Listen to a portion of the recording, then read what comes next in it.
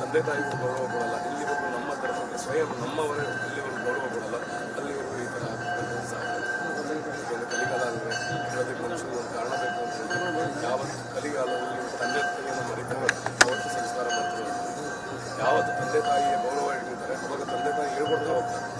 ನಮ್ಮ ತಾತ ಅಜ್ಜಿ ಈ ಥರ ಮಾಡ್ತಾರೆ, ನಮ್ಮ ಹಿರಿಯರು ಈ ಥರ ಮಾಡ್ತಾರೆ, ನಮ್ಮ ಪೂರ್ವಿಕರು ಈ ಥರ. ಇವತ್ತಿನ ಕಾಲದ ಮಕ್ಕಳು ಮೊಬೈಲಲ್ಲಿ ಹೇಳ್ಕೊಂಡು ಹೋಗ್ತಾರೆ, ದೇವಸ್ಥಾನಕ್ಕೆ ಹೋಗಲ್ಲ, ಮೊಬೈಲ್ಗಳಲ್ಲಿ ನೋಡ್ತಾರೆ. ಯಾವತ್ತು ತಂದೆ ತಾಯಿಗಳ ಜೊತೆ ಮಕ್ಕಳು ದೇವಸ್ಥಾನಕ್ಕೆ ದೇವರ ದರ್ಶನ ಮಾಡ್ತಾರೆ. ಅವಾಗ ಸನಾತನ ಧರ್ಮ ಅದ್ಭುತವಾಗಿ ಅಖಂಡವಾಗಿ ಈ ಲೌಕಿಕ ಆಧಾರವಾಗಿರ್ಬೋದು, ಯಾವಾಗ ಪ್ರಾಣಿಗಳ ಮೇಲೆ ದಯೆ ಬರುತ್ತೆ, ಯಾವಾಗ ಹಿರಿಕರು ಮಾಡಿದಂಥ ಒಂದು ಪೂರ್ವಜ ಆಗಿರ್ಬೋದು, ಹಸುವನ್ನು ಮನೆಗೆ ಗೋಧೂಳಿ ಸಮಯದಲ್ಲಿ ಮನೆಗೆ ಕರೆದು ಗೋಮಾತೆಯನ್ನು ಕಾಮಧೇನು ಸಮಯದಲ್ಲಿ ಮನೆಯಲ್ಲಿ ಪೂಜೆ ಮಾಡಿ ಬಾಗಿಲ ಕೊಟ್ಟು ಬೆಲ್ಲ ಹಾಕಿ ಬಾಳೆಹಣ್ಣು ಈ ಥರ ಕೊಟ್ಟು ಪೂಜೆ ಮಾಡ್ತೀವಿ. ಇವತ್ತಿನ ಕಾಲದಲ್ಲಿ ಮನೆ ಬೆಲ್ಲ ಹಾಕೋದ್ರಿಂದ ಹಸು ಹೋಗಿಸ್ತಾರೆ.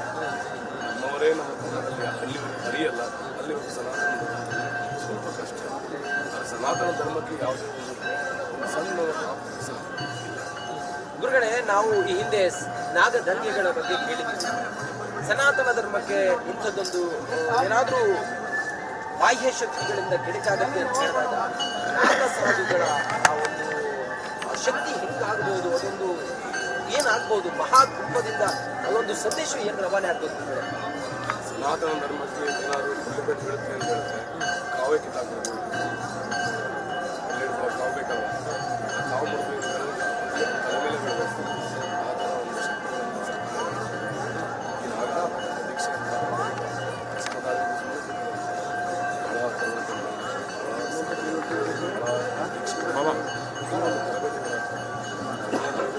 ಅಧರ್ಮವಾಗಿ ಮಾತಾಡ್ತಕ್ಕಂಥ ಸನಾತನ ಧರ್ಮದ ಪ್ರಚಾರ ಮಾಡಿಕೊಂಡು ಸನಾತನ ಧರ್ಮವಾಗಿ ನೋಡ್ತಕ್ಕಂಥವ್ರಿಗೆ ಪಾಠ ಕಲಿಸಲಿಕ್ಕೆ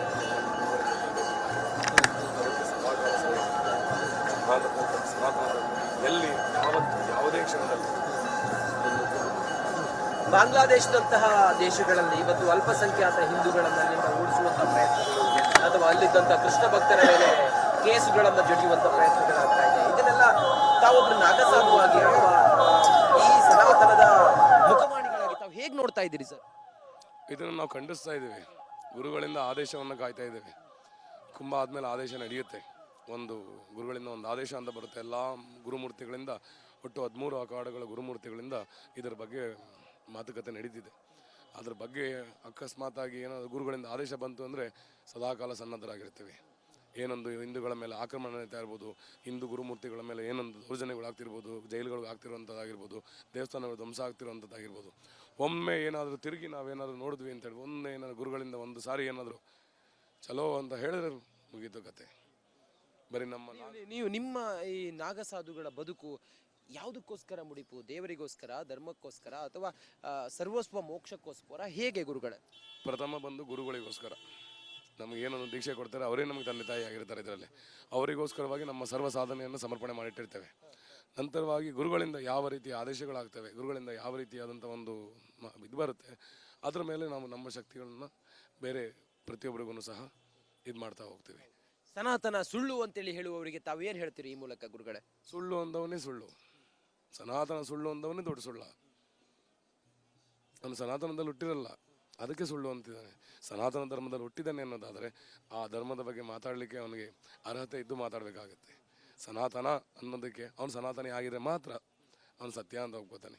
ಅದಕ್ಕೆ ಸತ್ಯಕ್ಕೆ ಜಯವಾಗಲಿ ಅಂತ ಹೇಳ್ತಾರೆ, ಅಸತ್ಯ ನಾಶವಾಗಲಿ ಅಂತ ಹೇಳ್ತಾರೆ. ಸನಾತನ ಧರ್ಮ ಸುಳ್ಳು ಅಂದವನೇ ಸುಳ್ಳುಗಾರ. ಅವನು ನಮ್ಮನಲ್ಲ, ಎಲ್ಲಿ ಅವನು ಅಂಥವನು ಮಾತ್ರ ಸುಳ್ಳು ಅನ್ನೋಕ್ಕೆ ಸಾಧ್ಯ. ಗುರುಗಳೇ, ಇದು ಮಹಾಕುಂಭ ವಿಶ್ವಕ್ಕೊಂದು ಏನು ಸಂದೇಶವನ್ನು ರವಾನಿಸುತ್ತೆ ಗುರುಗಳೇ? ಸನಾತನ ಧರ್ಮ ಯಾವತ್ತೂ ಗತವೈಭವದಿಂದ ಬಂದಿದೆ. ಸನಾತನ ಧರ್ಮ ಯಾವತ್ತೂ ಸುಮ್ಮನೆ ಕೂತಿಲ್ಲ. ಸನಾತನ ಧರ್ಮದಲ್ಲಿ ಯಾವ ಶಕ್ತಿ ಇದೆ, ಎಷ್ಟು ಶಕ್ತಿ ಇದೆ, ನಾಗಸಾಧುಗಳಂದ್ರೆ ಏನು, ಸಾಧುಗಳು ಅಂದ್ರೆ ಏನು, ಮಹಾತ್ಮರಂದ್ರೆ ಏನು ಅಂತಕ್ಕಂಥದ್ದನ್ನ ಸಾರಿ ತೋರಿಸ್ತಾ ಇದ್ದೇವೆ. ಸಾಧುಗಳ ಶಕ್ತಿ ಏನಿದೆ, ಈ ಮಹಾಸಂಗಮದಲ್ಲಿ ಸಾಧುಗಳಿದ್ದರೆ ಯಾವ ರೀತಿ ಸ್ನಾನ ಆಗುತ್ತೆ, ಸಾಧುಗಳಿಲ್ಲದಿದ್ದರೆ ಯಾವ ರೀತಿ ಆಗುತ್ತೆ ಅಂತಕ್ಕಂಥದ್ದು ಒಂದು ಊಹೆ ಮಾಡಿಕೊಳ್ಳಿ. ಆ ಒಂದು ಸಂದೇಶವನ್ನು ಕೊಡ್ತಾ ಇದ್ದೇವೆ. ಅಖಂಡ ಭಾರತದೊಳಗಡೆ ಸನಾತನ ಧರ್ಮ ದಿಗ್ವಿಜಯವಾಗಿ ನಡೀತಾ ಇದೆ ಅಂತಕ್ಕಂಥದ್ದನ್ನು ತೋರಿಸ್ತಾ ಇದ್ದೇವೆ ಸಮಾಜಕ್ಕೆ. ಈ ಒಂದು ಸನಾತನ ಧರ್ಮ ನಮ್ಮ ಏನೊಂದು ಅಖಂಡ ಭಾರತದ ವಿಶ್ವ ಹಿಂದೂ ಒಂದು ಏನು ನಮ್ಮ ಒಂದು ವಿಶ್ವಕ್ಕೆ ಗುರುವಾಗಿರ್ತಕ್ಕಂಥ ನಮ್ಮ ಭಾರತ ಧರ್ಮದಲ್ಲಿ ಒಂದು ಸನಾತನ ಧರ್ಮ ಅಂತ ಇದೆ. ಅದನ್ನು ಜಾಗೃತಿಗೊಳಿಸೋದಕ್ಕೋಸ್ಕರವಾಗಿ ಯಾವ ರೀತಿಯಾದಂತಹ ಒಂದು ಕಾರ್ಯಗಳನ್ನು ಮಾಡಬೇಕು, ಯಾವ ರೀತಿ ಒಂದು ಸತ್ಸಂಗವನ್ನು ಮಾಡಬೇಕು, ಅದು ಕಾರ್ಯ ನಡೀತಾ ಇದೆ. ಇದರ ಮುಖಾಂತರವಾಗಿ ಜನ ಅರ್ಥಕೊಂಡು ಸನಾತನ ಧರ್ಮಕ್ಕೆ ಕೈಗೊಡಿಸ್ಕೊಂಡು ಹಿಂದಿನ ಪರಂಪರೆಯನ್ನು ಇನ್ನೂ ಮುಂದಕ್ಕೆ ಈಗಿನ ಪೀಳಿಗೆಯಲ್ಲಿ ಇನ್ನೂ ಗತವೈಭವವಾಗಿ ಮಾಡ್ಕೊಂಡು ಹೋಗೋದ್ರಿಂದ ಸನಾತನ ಧರ್ಮ ಇನ್ನೂ ಅಖಂಡವಾಗಿ ಬೆಳೀತೆ ಅಂತ ಹೇಳಕ್ಕೆ ಇಷ್ಟಪಡ್ತೀನಿ. ಗುರುಗಳೇ, ತಾವು ನಾಗಸಾಧುವಾಗಿ ದೀಕ್ಷೆ ತಗೊಂಡಿದ್ದು ಯಾವ ಸಮಯದಲ್ಲಿ? ತಾವೀಗ ಎಲ್ಲಿ ಉಳ್ಕತ್ತೀರಿ? ತಮ್ಮ ಕರ್ನಾಟಕದ ಯಾವ ಮೂಲ ತಮ್ಮದು ಗುರುಗಳೇ? ನಮ್ಮ ಮೂಲ ಬಂದು ಪೂರ್ವಾಶ್ರಮ ಒಂದು ಶಿವಗಂಗೆ ಹತ್ರ ಒಂದು ಹಳ್ಳಿ. ಈಗ ಸದ್ಯಕ್ಕೆ ಎಲ್ಲೂ ಒಂದು ನೆಲೆ ಇಲ್ಲ. ಹೇಗೆ ಅಂದರೆ ಸಂಚಾರದಲ್ಲಿದ್ದೇವೆ. ಎಲ್ಲಾದರೂ ಒಂದು ಬಂದು ಕರ್ನಾಟಕದಲ್ಲಿ ಈಗ ಯಾರಾದರೂ ದಾನಿಗಳಿಂದ ಒಂದು ನೆಲೆ ಅಂತ ಆದರೆ ಎಲ್ಲ ನಾವು ಕಡೆ ಸ್ಥಿರವಾಗಿ ನಿಂತ್ಕೋತೀವಿ. ಗುರುಗಳೇ, ನನಗೊಬ್ಬರು ಕರೆ ಮಾಡಿದ್ರು, ಬಸವರಾಜು ಅಂತ ಹೇಳಿ. ನಾನು ಇಲ್ಲಿಗೆ ಬರೋದಕ್ಕಿಂತ ಮುಂಚೆ ತಮ್ಮ ಬಗ್ಗೆ ಹೇಳಿದ್ರು ಅವರು. ನಾನು ಬರೋನಿದ್ದೆ. ಅವ್ರು ಹೇಳಿದ್ದಾರೆ, ರಿಪಬ್ಲಿಕ್ ಕನ್ನಡದ ಮೂಲಕ ಹೇಳಿದ್ದಾರೆ, ಧನಂಜಯ ಗುರುಗಳು ಕರ್ನಾಟಕದಲ್ಲಿ ಏನಾದರೂ ಒಂದು ಮಠ ಮಂದಿರ ಮತ್ತೊಂದು ಮಗದೊಂದು ಕಟ್ಟೋದಾದರೆ ನಾನು ಜಾಗ ಕೊಡ್ತೇನೆ, ಮಠವನ್ನು ಕಟ್ಟಿಕೊಡ್ತೇನೆ, ಆಶ್ರಮವನ್ನು ಮಾಡಿಕೊಡ್ತೇನೆ ಅಂತ ಹೇಳಿದ್ದಾರೆ. ಈ ಮೂಲಕ ರಿಪಬ್ಲಿಕ್ ಕನ್ನಡದ ಮೂಲಕ ನಾನು ಆ ವಿಚಾರವನ್ನು ನನ್ನನ್ನು ಸಂಪರ್ಕ ಮಾಡಿದ್ರೆ ಅಂತ ನಾನು ನಿಮ್ಗೆ ಹೇಳ್ತಾ ಇದ್ದೀನಿ. ಓಕೆ, ತಾವು ಅವ್ರಿಗೇನು ಹೇಳ್ತೀರಿ? ನಾನು ಅದನ್ನು ತಲುಪಿಸ್ತೀನಿ ಗುರುಗಳೇ. ಏನೊಂದು ದಾನಿಗಳಿಂದ ಇವತ್ತೇನೊಂದು ಆ ಒಂದು ಮಾತು ಬಂದಿದೆ, ಅವರಿಗೆ ಸದಾಕಾಲ ನಾವು ಚಿರಋಣಿ ಆಗಿರ್ತೇವೆ. ಕರ್ನಾಟಕದ ಒಂದು ನಾಗಾಸಾಧುಗಳಾಗಿ ಈ ಒಂದು ಅಖಂಡವಾದಂತಹ ಒಂದು ನಮ್ಮ ಒಂದು ಈ ಮಹಾಕುಂಭ ಮೇಳದ ಒಂದು ಸರ್ವಶಕ್ತಿ ಒಂದು ಆಶೀರ್ವಾದವನ್ನು ಅವ್ರಿಗೆ ಮಾಡ್ತೇವೆ.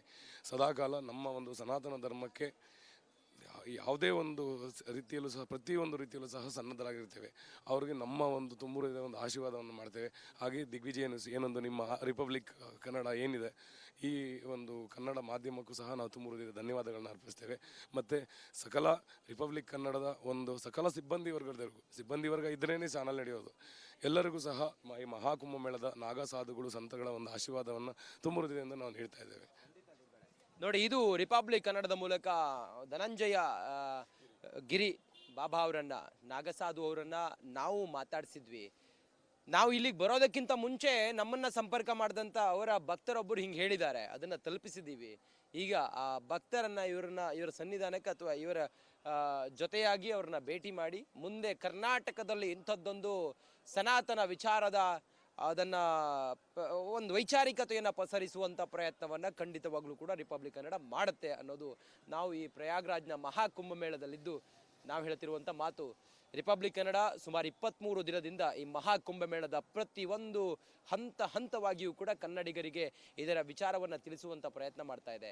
ಸುಮಾರು ಈ ತಿಂಗಳ 26ನೇ ತಾರೀಕಿನವರೆಗೂ ಕೂಡ ಮಹಾಕುಂಭದ ಪಾವಿತ್ರ್ಯ ನೆಲದಲ್ಲಿದ್ದು ಕನ್ನಡಿಗರಿಗೆ ಈ ಎಲ್ಲ ಮಹಾಕುಂಭದ ವೈಭವವನ್ನು ತಿಳಿಸುವಂಥ ಪ್ರಯತ್ನವನ್ನು ಮಾಡ್ತೀವಿ. ಕ್ಯಾಮ್ರಾ ಪರ್ಸನ್ ಕೃಷ್ಣ ಜೊತೆ ನಾನು ಪ್ರಯಾಗ್ರಾಜ್ನಿಂದ ರಂಜಿತ್ ಶಿರಿಯಾರ್, ರಿಪಬ್ಲಿಕ್ ಕನ್ನಡ. ನಮಸ್ಕಾರ.